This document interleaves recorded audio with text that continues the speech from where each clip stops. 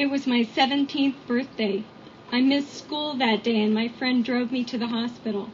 I was admitted and put into a ward with other young ladies who were waiting for their abortions.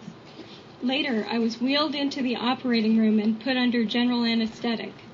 I woke up bleeding, in pain, nauseated, and had a very large telltale bruise where the IV had been. Late that afternoon, I was released. My friend picked me up to drive me home.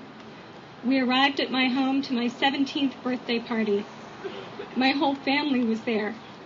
I hid my hand to avoid any questions about the bruise. No one knew that night, as they celebrated the day I was born, that I had taken the life of my first child. It didn't end here. I had 2 more abortions after this. Abortion appeared to be the easy way out. I could get on with my life.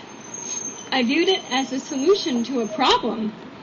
However, what seemed like the easy way out became a double-edged sword of negative physical and emotional consequences.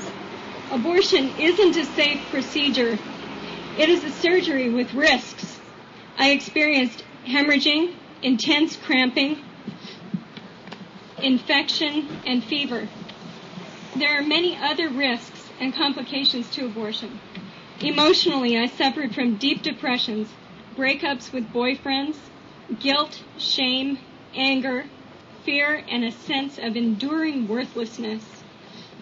When I did have a child, I found that it was difficult to fully bond with her for quite some time, and I also experienced sexual problems in my marriage. What looked like the easy way out on the outside led to my destruction on the inside. What I thought was the best choice at the time, in reality, it was the worst. There is a way that seems right to men, but in the end it leads only to death. Abortion for me was a secret sin that kept me in bondage to a cycle of sexual sin. I started on the road to healing by taking the first step of repentance by God's grace, and through God's strength by breaking the cycle of promiscuity and abortion, and by receiving God's complete forgiveness, mercy, and grace.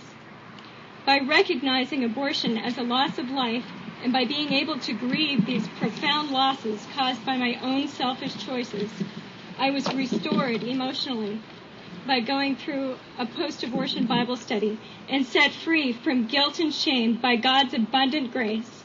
Through restitution, God has given me opportunity to help take other women who have been hurt by abortion through a post-abortion Bible study, because it is only in God that hope is given and healing is found.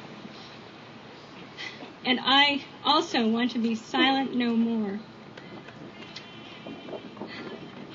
I was driving one day and listening to a pastor on the radio, and he said something that really touched my heart. He said, there is more grace in God's heart than there is sin in your past. Thank you.